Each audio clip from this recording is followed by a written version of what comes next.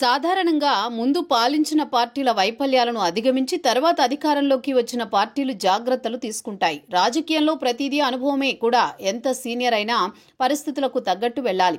ఇప్పుడు చంద్రబాబు చేస్తోంది అదే. వైసీపీ హయాంలో పాలనా వికేంద్రీకరణ పేరుతో 3 రాజధానుల అంశం తెరపైకొచ్చింది. అంతకుముందు చంద్రబాబు అమరావతి నిర్మాణం పేరుతో ఒకే ప్రాంతంలో అభివృద్ధి చేశారని వైసీపీ చెప్పుకొచ్చింది. ఉమ్మడి ఏపీలో అలానే చేసి హైదరాబాదును చంద్రబాబు అభివృద్ధి చేశారని, అందుకే తెలంగాణ రాష్ట్ర డిమాండ్ వచ్చిందని అప్పట్లో వైసీపీ అనుకూల మీడియా ప్రచారం చేసింది. అందుకే తాము 3 ప్రాంతాల అభివృద్ధిపై దృష్టి పెట్టి 3 ప్రాంతాల్లో రాజధానులు ఏర్పాటు చేస్తామని చెప్పింది. అయితే ఇప్పుడు చంద్రబాబు అధికారంలోకి వచ్చారు.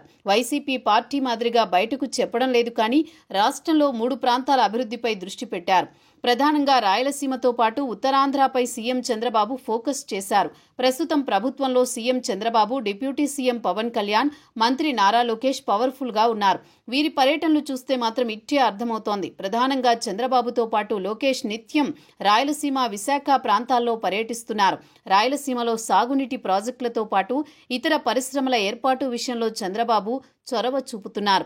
ఆమె ప్రభుత్వాన్ని, సంక్షేమ పథకాల ప్రారంభం, ప్రతి నెల పింఛన్ల పంపిణీలో భాగంగా ఏదో ఒక జిల్లాలో పర్యటిస్తూనే ఉన్నారు.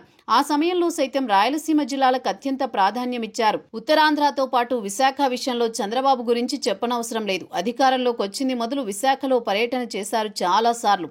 రాష్ట్ర ప్రభుత్వం తరపున ప్రత్యేక సమావేశాలు, పారిశ్రామిక సదస్సులు, పార్టీ కార్యక్రమాలను సైతం విశాఖ వేదికగా నిర్వహిస్తున్నారు. ఒక మాటలో చెప్పాలంటే ప్రతి నెలలో ఒకసారి విశాఖ వెళ్లి వస్తున్నారు. మొన్న మధ్యన మంత్రి లోకేష్ కీలక ప్రకటన చేశారు. విశాఖ ఎప్పుడూ తమ గుండెల్లో ఉంటుందని చెప్పారు. వాస్తవానికి జగన్ హయాంలో ఋషికొండ భవనాలను నిర్మించారు. అవి ప్రభుత్వ పాలనా కేంద్రాలుగా చేయడం కోసం ఆ నిర్మాణాలని జగన్ తప్ప మిగతా వైఎస్ఆర్సీపీ మంత్రులు ప్రకటనలు చేశారు. కానీ జగన్ 500 కోట్ల నిర్మాణాలకు సంబంధించి భవనంలో ఇంతవరకు అడుగు పెట్టలేకపోయారు. కానీ కూటమి అధికారంలోకి వచ్చిన తర్వాత చంద్రబాబు మాత్రం పలుమార్లు ఆ భవనాల సందర్శనకు వెళ్లారు. ఇలా చెప్పుకుంటూ పోతే జగన్ 3 రాజధానులు అని ప్రకటించుకున్నారు. విశాఖను పాలనా రాజధానిగా నిర్ధారించారు. కానీ విశాఖకు వెళ్లింది తక్కువే. కానీ అమరావతిని ఏకైక రాజధానిగా చేసి విశాఖలో పాలన చేసి చూపిస్తున్నారు చంద్రబాబు.